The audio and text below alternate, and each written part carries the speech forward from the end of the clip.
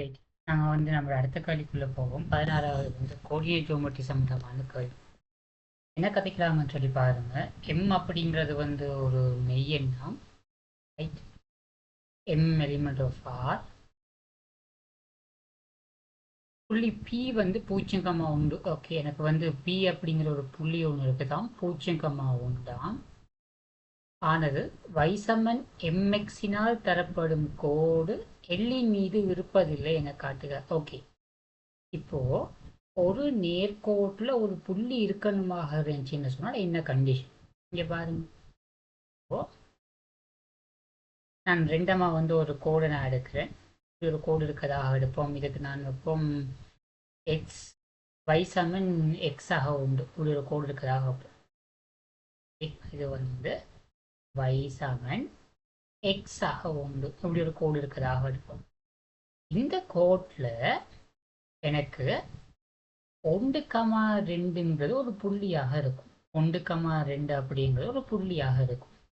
அதே 2,1 அப்படிங்கிறது 2,1 அப்படிங்கிறது ஒரு புள்ளியா இருக்காது. என்ன கண்டிஷன்? நாங்கள் எப்படி சொல்லலாம்? ஒரு புள்ளி எப்போ ஒரு நேர்கோட்டில் இருக்கும்னு சொன்னால் அந்த ஆள்கூறு இந்த சமன்பாட்டை என்ன செய்யும்? திருப்திப்படுத்தும். இப்போ 1,2 கொண்டு போயிட்டு இந்த சமன்பாட்டில் பிரதியிடுங்க. பிரதியிட்டா என்ன வரப்போகுது? உங்களுக்கு எல்ஹெச்எஸ்ல பார்த்தீங்கன்னு சொன்னால் 1, ஆர்ஹெச்எஸ்ல பார்த்தீங்கன்னு சொன்னால் 1 சக 1 2. அப்போ இங்க பாருங்க, உங்களோட y பார்த்தீங்கன்னு சொன்னால் உங்களுக்கு 2. அதே மாதிரி எக்ஸாக 1 பார்த்தீங்கன்னு சொன்னால் அதுவும் 1 சக 1 உங்களுக்கு 2 இருக்க போகுது. அப்போ y எக்ஸாக 1க்கு சமனா இருக்கு. அப்போ இந்த இந்த 1,2 அப்படிங்கிறது இந்த நேர்கோட்டில் இருக்கும். அதே 2,1 கொண்டு போய் போட்டு பாருங்க. 2,1 கொண்டு போட்டீங்கன்னு சொன்னால் y உங்களுக்கு 1 இருக்க போகுது. எக்ஸாக 1 பெருமானம் எல்ஹெச்எஸ் எடுத்து ஆர்ஹெச்எஸ்க்கு சமமான 3 நான் பார்க்குறேன். எக்ஸாக 1 போடுங்க. எக்ஸாக 1 2 2 ஏன் எக்ஸிட்ட பெருமானம் 2 தானே. 2 சக 1 உங்களுக்கு 3ன்னு சொல்லி வருது. அப்போ வையின்ற பெருமானம் எக்ஸாக 1 பெருமானத்துக்கு சமனா இருக்குதா? இல்லை. அப்படின்னு சொன்னால் ஒரு நேர்கோடை எப்போ ஒரு புள்ளி திருப்திப்படுத்துதோ அப்போதான் அந்த புள்ளி அந்த நேர்கோட்டில் இருக்குதுன்னு சொல்லலாம். சிம்பிளான விஷயம். ரைட். இருந்துச்சுன்னு சொன்னால் என்ன செய்ய போறீங்கன்னு சொன்னால் இந்த 0,1 அப்படிங்கிறத இதில் கொண்டாந்து பிரதியிடுவோம். பிரதியிட்டால் எனக்கு எல்ஹெச்எஸ்ல y இருக்குது. அப்போ பி ஆனது ஓகே, பியில் yp பார்த்தீங்கன்னு சொன்னால் yp உங்களுக்கு 1ஆக இருக்கும். அதே m இன்ட்டு எக்ஸ்பி பார்த்தீங்கன்னு சொன்னால் m இன்ட்டு எக்ஸ்பி m உங்களுக்கு என்ன? m தான். எக்ஸால் கூறு 0. அப்போ m என்னவானாலும் இருக்கட்டும், பூச்சதலை போயிடுச்சுன்னா உங்களுக்கு 0 தான் வருது. அப்போ 1 அப்படிங்கிறது எப்பவும் 0க்கு சமனாக இருக்காது. அப்படியாக இருந்தால் yp எப்பவும் உங்களுக்கு சமனா இருக்காது m இன்ட்டு எக்ஸ்பிக்கு. 1 0க்கு சமனாக இயலாது. அப்போ இந்த ஆள்கூறு இந்த சமன்பாட்டை திருப்தி செய்யல. எனவே p ஆனது எல்லில் இருக்காது. எனவே எனவே p ஆனது எல்லில் இருக்காது. இவ்வளவுதான் விஷயம். சிம்பிள். அடுத்த பாட்டுக்கு வாங்க. p நூடாக எல்லுக்கு செங்குத்தாக உள்ள நேர்கோடு மீது உள்ள எதனதும் ஆள்கூறுகள் வடிவம் இல் எழுதலாம் என காட்டுக. இங்கு p ஒரு பரமானம். ஓகே, என்கிட்ட ஒரு கோடு ஒன்று இருக்குது. என்னவா? y சமன் mxங்கிற ஒரு கோடு இருக்கு. இது நான் இந்த வடிவத்தில் போட்டுக்கிறேன். என்னன்னு சொன்னால் நம்மளோட y மைனஸ் mx சமன் 0. y மைனஸ் mx சமன் 0 வடிவத்தில் நான் போட்டுக்கிறேன். ஓகே, இதில் பியில இருந்து எல்லுக்கு செங்குத்தாக இதுதான் எல்லுங்கிற கோடு. பிங்கிற புள்ளி பார்த்தீங்கன்னு சொன்னால் எனக்கு 0,1. பிங்கிற புள்ளி பார்த்தீங்கன்னு சொன்னால் எனக்கு 0,1. இதில் இருந்து பியினூடாக எல்லுக்கு செங்குத்தாக உள்ள நேர்கோடு Pல இருந்து எல்லுக்கு செங்குத்தா ஒரு கோடு வரைஞ்சோம்னு சொன்னால் இதான் அந்த கோடுன்னு சொல்லி எடுப்போம். Pல இருந்து எல்லுக்கு செங்குத்தா ஒரு கோடு வரைஞ்சால் இதான் அந்த கோடு. ஓகே, இந்த கோட்டில் இருக்கிற ஏதாச்சும் எந்த ஒரு புள்ளியின் ஆள்கூறுகளையும் வந்து இந்த வடிவத்துல வந்து சொல்லலாம் அப்படின்னு சொல்லி சொல்றாங்க. சிம்பிள். நான் என்ன செய்றேன்னு சொன்னால் இது வந்து எனக்கு 90 பாகை 90 பாகை. எனக்கு இந்த நேர்கோடுன்ற படித்திறன் வந்து தெரியும் ml. இந்த நேர்கோடுன்ற படித்திறன் வந்து எனக்கு தெரியும் ml. இந்த கோட்டுன்ற படித்திறனை நான் வந்து எடுக்கிறேன் m டேஷ்னு சொல்லி. ஒன்றுக்கொண்டு செங்குத்தா இருக்குதுன்னு சொன்னால் அவங்க ரெண்டு பேருண்டையும் படித்திறன்களோட பெருக்கம் என்னவா இருக்கும்? -1ஆக இருக்கும். அப்படியாக இருந்தால் m டேஷ் இன்டு ml. இந்த கோட்டுன்ற படித்திறன் வந்து ml வந்து உங்களுக்கு என்ன y சமன் mx. அப்போ mக்கே சமனாக இருக்கும். அப்போ m டேஷ் இன்டு m வந்து உங்களுக்கு -1ஆக இருக்க போகுது. அப்படியாக இருந்தால் m டேஷ் வந்து உங்களுக்கு எதுக்கு சமனாக இருக்கும்னு சொன்னால் -1க்கு கீழே mக்கு சமனாக இருக்கும். இப்போ எனக்கு இந்த நேர்கோட்டுன்ற படித்திறன் தெரியும். இந்த நேர்கோட்டில் இருக்கிற ஏதாச்சும் ஒரு ரெண்டமா ஒரு ஏதாச்சும் ஒரு ஆள்கோளை நான் எடுக்கிறேன். ஒரு எக்ஸ் பார் y பார்னு சொல்லி ஒரு எக்ஸ் பார் y பார்னு சொல்லி எடுத்தால் இந்த நேர்கோட்டுன்ற படித்திறனை நீங்க எப்படி எழுதுவீங்க? இந்த நேர்கோட்டுன்ற படித்திறனை வந்து நீங்க என்ன செய்யலாம்னு சொன்னால் எக்ஸ் ஆல் கூறுகள் y ஆல் கூறுகள் என்ற வித்தியாசத்தை இருக்கிற எக்ஸ் ஆல் கூறுகள் என்ற வித்தியாசம். அப்போ m டேஷ்ட வந்து நீங்க போடலாம் y பார் -1 y பார் -1க்கு கீழே எக்ஸ் பார் -0 எக்ஸ் பார் -0. சிம்பிள். இவர் இங்க நீங்க குறுக்க பொறுக்குனீங்கன்னு சொன்னால் உங்களுக்கு வரப்போகுது எக்ஸ் பார் -0. அப்போ எக்ஸ் பாருக்கு கீழே முன்னாடி ஒரு மைனஸ் இருக்கு m.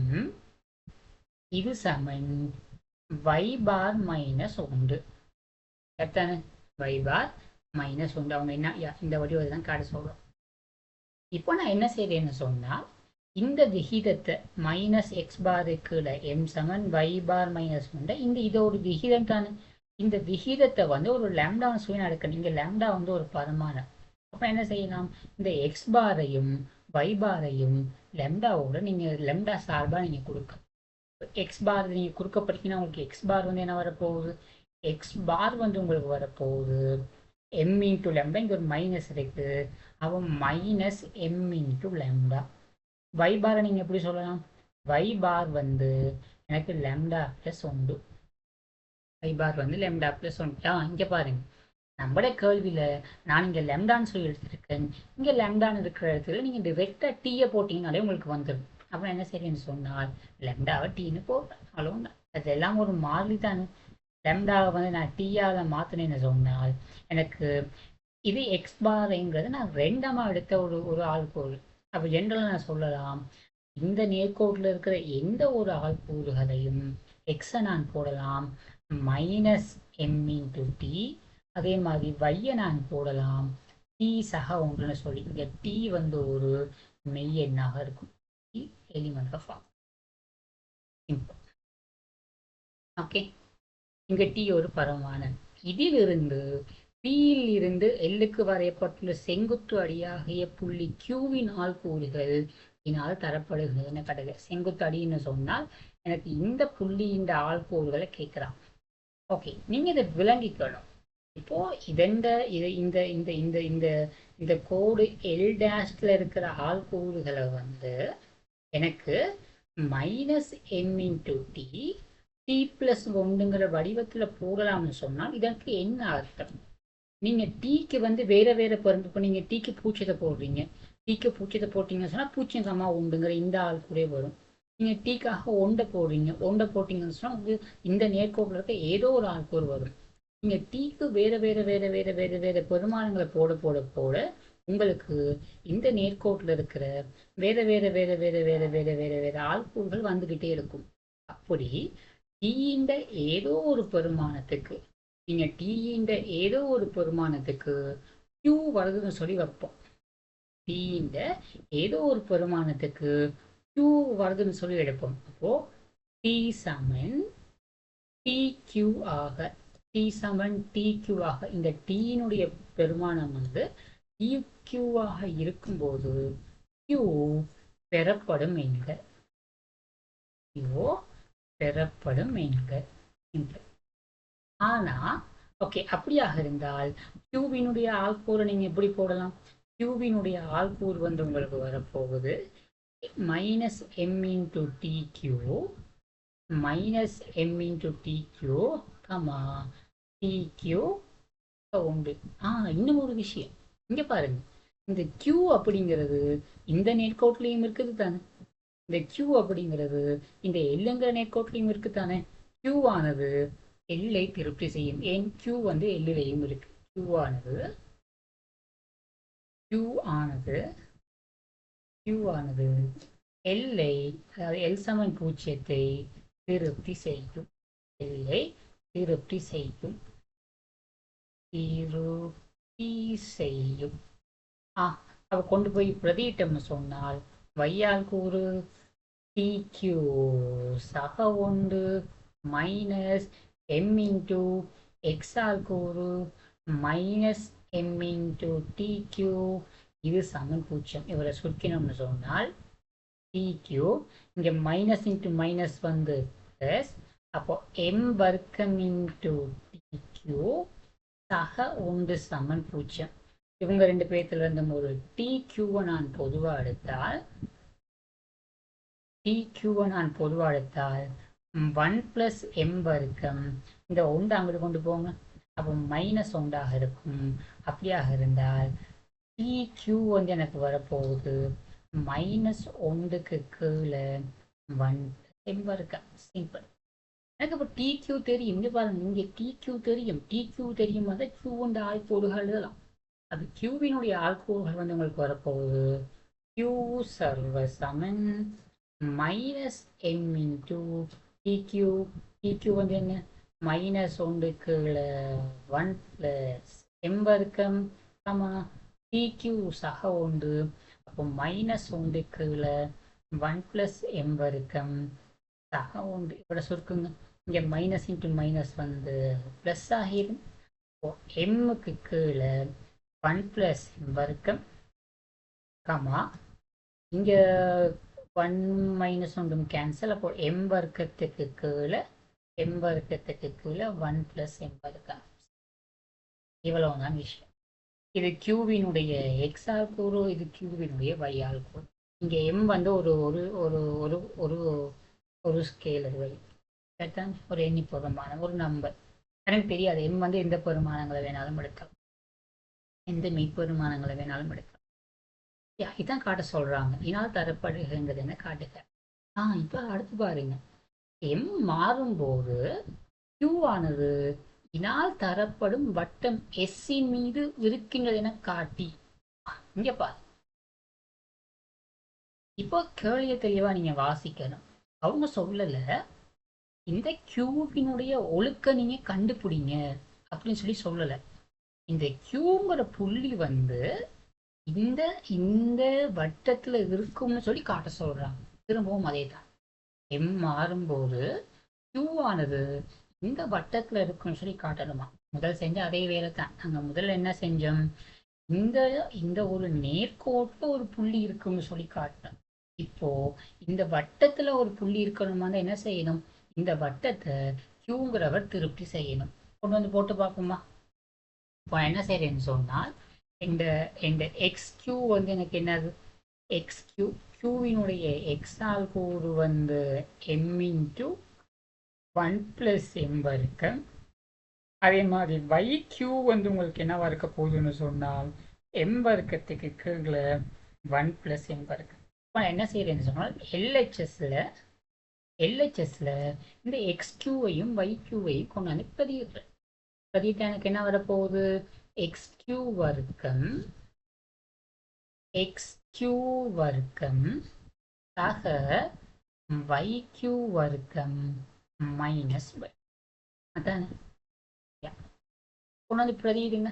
பிரதியிட்டீங்கன்னு சொன்னால் எக்ஸ் கியூவுண்ட வர்க்கம் அப்படிங்கிறது எம் வர்க்கத்துக்கு கீழே 1 பிளஸ் எம் வர்க்கம் முழுவதுண்ட வர்க்கம். ப்ளஸ் y வர்க்கம்னு சொல்லும்போது எம்மினுடைய 4ஆம் அடுக்கு அதுக்கு கீழே 1 + m வர்க்கத்தின் வர்க்கம் மைனஸ் வைன்னு சொல்லும்போது எம் வர்க்கத்துக்கு கீழே 1 + m வர்க்கம். நான் போமசிக்காக நான் மேலேயும் கீழையும் வந்து 1 + m வர்க்கத்தால் பெருக்கிக்கிறேன். அப்போ கீழையுமே வந்து வர்க்கம் தான் வரும். அப்போ உங்களுக்கு என்ன வரப்போகுது?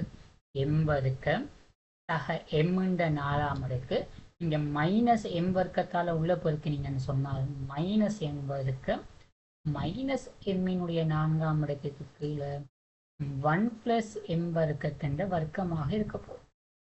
அப்போ m வர்க்கம் -m வர்க்கம் கேன்சல், எம்முண்ட 4ஆம் அடுக்கு எம்முண்ட 4ஆம் அடுக்கு கேன்சல். அப்போ பூஜ்ஜியத்துக்கு கீழே ஒரு நம்பர் இருக்குது. பூஜ்ஜியத்துக்கு கீழே 1 + m வர்க்கத்தின் வர்க்கம். பூஜ்ஜியத்தை வந்து பூஜ்ஜியம் இல்லாத எந்த ஒரு நம்பரால் பிடிச்சாலுமே உங்களுக்கு பூஜ்ஜியம் தான் வரப்போகுது. இங்கே எம் வந்து ஒரு மெய்யன். அப்போ m வர்க்கம் + 1ங்கிறது எப்பவுமே வந்து உங்களுக்கு 1 விட பெருசாக தான் இருக்கும். ஓகே, அப்போ பூஜ்ஜியத்தை வந்து பூஜ்ஜியம் அல்லாத ஒரு நம்பரில் பிடிக்கும்போது பூஜ்ஜியம் தான். இங்கே பாருங்க என்ன ஸ்பெஷலான விஷயம்.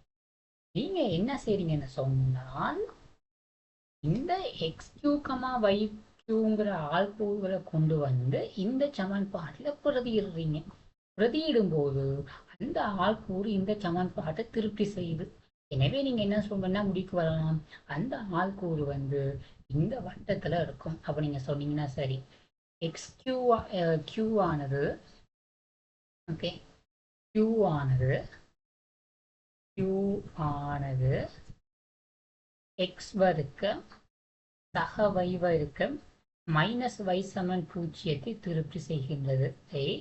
திருப்தி செய்வதால்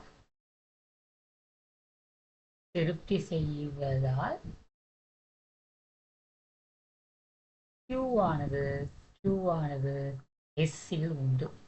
இந்த வட்டத்தை வந்து S தான் சொல்லியிருக்காங்க, அது அவங்க சொல்லலையா? S இன் மீது இருக்குன்னு கடற்கரை. ஓகே, காட்டி Qவின் ஒழுக்கை XY தளத்தில் பரும்படியாக வரைக. அந்த வட்டத்தை வந்து வரைய சொல்றாங்க. எனக்கு வட்டத்தை வரையணுமா இருந்தா எனக்கு என்ன தெரியணும்? 2 விஷயங்கள் தெரிஞ்சிருக்கணும். அந்த வட்டத்தின் மையமும் வட்டத்தின் ஆரையும் எனக்கு தெரிஞ்சிருக்கணும். எனக்கு தெரியும் வட்டத்தின் மையத்தை நீங்க எப்படி கண்டுபிடிப்பீங்க? எனக்கு ஒரு வட்டம் இருக்குது, x வர்க்கம் + y வர்க்கம் + 2gx + 2fy c = 0ன்னு சொன்னால் இந்த வட்டத்தின் மையம் வந்து உங்களுக்கு எதுக்கு சமனாக இருக்கும்னு சொன்னால் -g, -a. இந்த வட்டத்தின் ஆரை வந்து உங்களுக்கு எதுக்கு சமனா இருக்கும்னு சொன்னால் வர்க்க மூலத்துக்குள்ள g வர்க்கம் + f வர்க்கம் -c. எனக்கு சரியா ஞாபகம் உள்ள -c -ன்னு சொல்லி நான் நினைக்கிற மாதிரி இது வந்து வரும் x -g முழுவதின் வர்க்கம் y -f முழுவதின் வர்க்கம் சக c இங்க ஒரு g வர்க்கம் இது வந்து சய c தான் வரும். ஓகே, நம்ம இந்த ஃபார்முலா வந்து ஓகே. நான் வந்து அந்த எப்படி யோசிச்சேன்னு சொன்னால் அந்த ஸ்டாண்டர்டான ஃபார்முலாவை வச்சு நான் யோசிச்சு பார்த்தேன் நம்ம ஃபார்முலா சரியானு சொல்லி. என்ன ஸ்டாண்டர்டான ஃபார்முலா? x - x0 வர்க்கம் ப்ளஸ் y - y0 வர்க்கம் சமனாக வர்க்கம். இந்த வடிவத்தில் கொண்டு வந்து செஞ்சு பார்த்தேன். ஓகே, நம்மளோட ஃபார்முலா வந்து ஓகே ரைட். ஓகே, இப்போ நாங்கள் என்ன செய்வோம்? இதில் கொண்டு வந்து பிரதியிட்டீங்கன்னா சரி. அப்போ நம்மளோட கியூ வட்டத்தின் மையம் வந்து என்ன வரப்போகுது? ஓக்யூ வந்து -g. இங்கே பாருங்க, எனக்கு 2g அப்படிங்கிறது -1, 2g அப்படிங்கிறது -1. அப்போ g வந்து என்ன? g வந்து உங்களுக்கு மைனஸ் அரை. எனக்கு -g வேணும். -gங்கிறது என்ன? -gங்கிறது ஆஃப். சாரி பாருங்க, நான் பிளவுறேன். என்ன போல வந்து வையிண்ட குணகம் தானே -1. அப்போ 2f தான் இது. உங்களுக்கு 2g வந்து 0, எக்ஸ் உறுப்பு இல்லை. அப்படியாக இருந்தால் g = 0. அப்போ -gமே வந்து 0 தான் இருக்க போகுது. அப்போ f வந்து -12. அப்படி அந்த -f வந்து அறையாக இருக்க போகுது. அப்போ இந்த வட்டத்தின் வட்டத்தின் மையம் வந்து பூச்சிங்கம் அறையாக வட்டத்தின் ஆரை வந்து பார்த்தீங்கன்னு சொன்னால் ஆர் சமன் ஆர்கியூ சமன் வர்க்க மூலத்துக்குள்ள ஜி வர்க்கம் 0 எஃப் வர்க்கம் வந்து அரைந்த வர்க்கம் 1/4 சீமே வந்து 0 அப்போ 1/4 இந்த வர்க்கம் மூலம் அறையாக இருக்கும். இப்போ 0, அறைய மையமாகவும் அரை அழக ஆரையும் கொண்ட வட்டம். உங்களோட வட்டம் வந்து சம்திங் உங்களுக்கு எப்படி வரும்னா ஓகே உங்களோட வட்டம் வந்து வரப்போகுது இது வந்து இந்த உற்பத்தி ஓ இதுதான் அறைன்னு சொல்லி வைப்போம். அறை இதை மையமாகவோ அரை அழகு ஆரையும் கொண்ட வட்டம் அப்படியா இருந்தால் இதுல இருந்து அறைன்னு சொன்னா சரியா இந்த புள்ளி கூட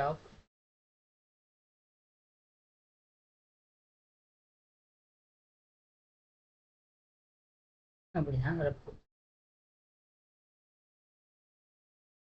இது அறை மேல அறைன்னு சொன்னால் இது வந்து எனக்கு ஒன்றார் ஒன்று இந்த வட்டத்தை வந்து வரைஞ்சாச்சு.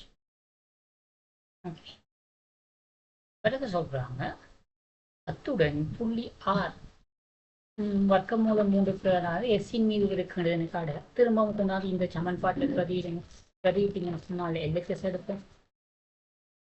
பிரதிவிட்டீங்கன்னு சொன்னால் எல்ஹெச்எஸ் வந்து உங்களுக்கு வரப்போகுது XR இந்த வர்க்கம் பிளஸ் YR இந்த வர்க்கம் மைனஸ் y என்ன ஆல்கோவை சொல்றாங்க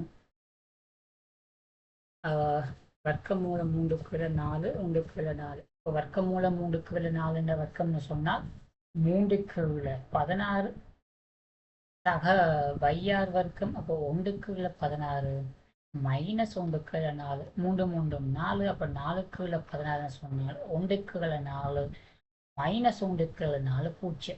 அப்போ ஆறானது எஸ்ஐ திருப்தி செய்வதால் ஆறானது எஸ்ஐ திருப்தி செய்வதால் ஆறானது எஸ்ஐ திருப்தி செய்வதால் ஆறானது எஸ்ஸில் உண்டு அதை சொல்லிவிட்டீங்கன்னா அப்போ இந்த வட்டத்துல தான் எங்கோ ஒரு புள்ளி இருக்க போகுது. அப்போ வர்க்கமூலம் 3/2 சம்திங் எனக்கு இங்க இருக்க போகுது. அதோட 1/4 சரியா இந்த அரைவாசி அரைந்த அரைவாசி தான் 6ஆக இருக்க போகுது. அடுத்து என்ன கழிக்கிறாங்கன்னு சொல்லி பாருங்க. எஸ்ஐ வெளிப்புறமாக புள்ளி 6ல் தொடுகின்றதும் எக்ஸ் அச்சு மீது வையம் இருக்கின்றதுமான வட்டம் எஸ் டேஷ் என்ற சமன்பாடு. ஆர்ல தொடரணுமா மையம் வந்து இங்க இருக்கணுமா எக்ஸ் அச்சில் இருக்கணுமா. ஓகே நாங்க ஒரு ரஃபா ஒரு படம் ஒன்று போட்டுக்குவோம். போட்டேன் சம்திங் எனக்கு இப்படித்தான் இருக்க போகுது. இந்த வட்டத்தின் சமன்பாடு தான் கேட்கிறோம். இந்த வட்டத்தின் சமன்பாடு வேணுமானா எனக்கு 2 பேர் தெரியணும். என்ன தெரியணும்? இந்த வட்டத்தின் மையம் தெரியணும். இந்த வட்டத்தின் மையம் வந்து எக்ஸ் அச்சில் இருக்குன்னு சொல்லிட்டாங்க. அப்போ இதண்ட வையால் கூறு வந்து 0 தான் இருக்க போகுது. இதண்ட எக்ஸால் கூறு தான் எனக்கு தெரியாது. அதை வந்து ஒரு ஒரு ஒரு எல்ஃபான்னு சொல்லி எடுப்போம். எல்ஃபா வையால் கூறு வந்து எனக்கு 0. இப்போ நான் ஆல்ஃபாவை கண்டுபிடிக்கணும், மற்றது இந்த ஆரையை கண்டுபிடிக்கணும். இங்கே பாருங்க சிம்பிளான ஐடியா ஒன்று வருது. நான் என்ன செய்யறேன், இதை இணைச்சிங்கன்னு சொன்னால் இந்த 2 மையமும் வந்து ஒரே நேர்கோட்டில் இருக்கும். இதுதான் எனக்கு 6ங்கிற புள்ளி. இதுதான் எனக்கு 6ங்கிற புள்ளி. இங்கே பாருங்க எனக்கு ஒரு அழகான தொடர்பு ஒன்று இருக்கு. இந்த அளவு நீளம் வந்து பார்த்தீங்கன்னு சொன்னால் 1/4. இந்த அளவு நீளம் வந்து பார்த்தீங்கன்னு சொன்னால் 1/4. இந்த அளவு நீளம் வந்து பார்த்தீங்கன்னா சொன்னால் அரைவாசி. ஓகே இந்த அளவு நீளம் வந்து பார்த்தீங்கன்னா சொன்னால் அரை. இந்த முக்கோணிய பாருங்க. இந்த முக்கோணியில இந்த 2 கோடுகளும் வந்து எப்படி இருக்கு? இந்த 2 கோடுகளும் ஒன்றுக்கொண்டு சமாந்தரமா இருக்கு. இந்த கோடு இந்த நீளத்தின் அரைவாசி நீளமா எப்படி இருக்கு? அப்படியாக இருந்தால் நடுப்புள்ளி தேற்றத்தின் மறுதலையின்படி நீங்க சொல்லலாம் இந்த புள்ளி வந்து இதண்ட நடுப்புள்ளியாக இருக்கும். ஓகே அதே மாதிரி இதுவும் இதண்ட நடுப்புள்ளியாக இருக்கும். இவ்வளவு தான், கணக்கு முடிஞ்சு போச்சு. அப்போ நீங்கள் சொல்லலாம், அது நீங்கள் வந்து தெளிவாக எழுதுங்க. இது என்னது, இது வந்து ஓ டேஷ்னு சொல்லி எடுப்போம். ஓ ஓ டேஷ்ட் சமாந்தரம், இது இந்த இந்த புள்ளியை வந்து நான் எடுக்கிறேன் ஒரு ஆர் டேஷ்னு சொல்லி, ஆர் டேஷ். அப்போ அது வந்து ஓ ஓ டேஷ் வந்து சமாந்தரம் ஆர் ஆர் டேஷ். அதே மாதிரி ஓ ஓ டேஷ் வந்து 2 மடங்கு ஆர் ஆர் டேஷ் தான் இருக்கு. அப்படியா நீங்க சொல்லலாம், நடுப்புள்ளி தேற்றத்தின் மறுதலையின்படி. நடுப்புள்ளி தேற்றமா ஞாபகம் இல்லாத அது அந்த தேற்றத்தோட எழுதணும். நடுப்புள்ளி தேற்றத்தின் மறுதலையின்படி நீங்க சொல்லலாம் என்ன, எனக்கு இது இந்த இதுக்கு வந்து ஒரு பேர் வச்சுக்குவோம். ஓர் O O double dash. O O double டேஷின் நடுப்புள்ளி நடுப்புள்ளி ஆர் டேஷ். அதே மாதிரி O dash O double dash O dash O double dash என்ற நடுப்புள்ளி வந்து உங்களுக்கு ஆறாக இருக்கும். இப்படியாக இருந்தால் இந்த வட்டத்தின் ஆரை வந்து உங்களுக்கு தெரியும், நான் ஆல்ரெடி கண்டுபிடிச்சேன். இந்த வட்டத்தின் ஆரை வந்து என்ன, அரை. அப்படியாக இருந்தால் இது நடுப்புள்ளியாக இருந்தால் இந்த வட்டத்தின் ஆரையும் என்னவாக இருக்கும், இதுவும் அறையாகத்தான் இருக்கும். வட்டத்தின் ஆரையை கண்டுபிடிச்சோம். இங்க பாருங்க, எனக்கு இந்த ஆள்கூறு எனக்கு தெரியும். இந்த ஆள்கூறு வந்து என்ன, இந்த ஆள்கூறு வந்து வர்க்கமூலம் 3/4 1/4.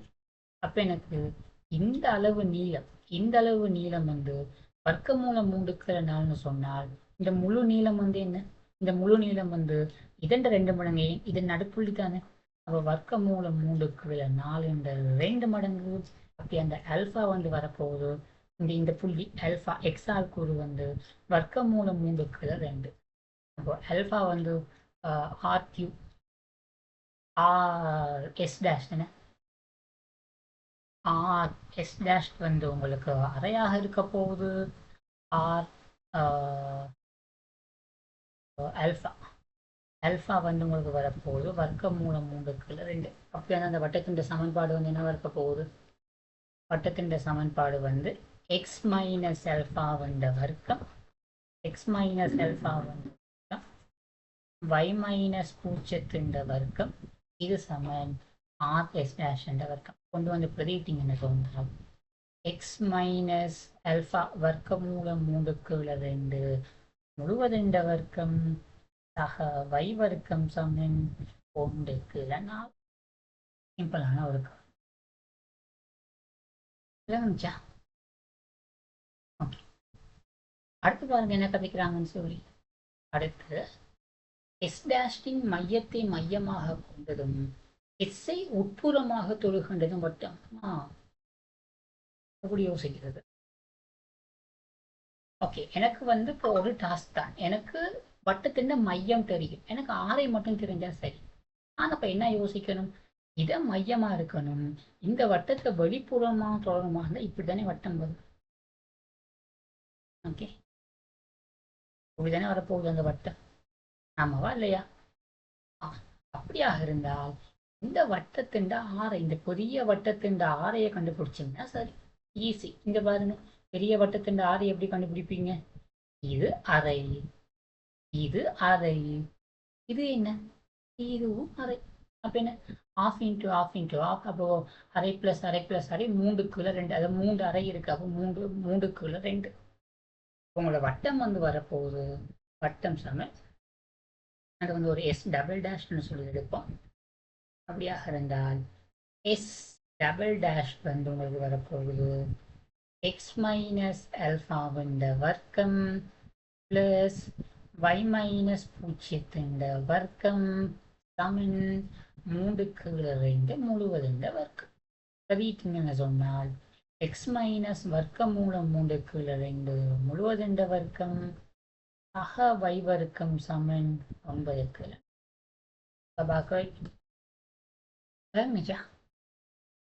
இவ்வளவுதான் அந்த வருஷம் கோடினேட் கேள்வி, பெரிய கேள்வி ஒன்றும் இல்லை. ரைட், நம்ம என்ன செய்வோம், அடுத்த கேள்வியை பார்ப்போம்.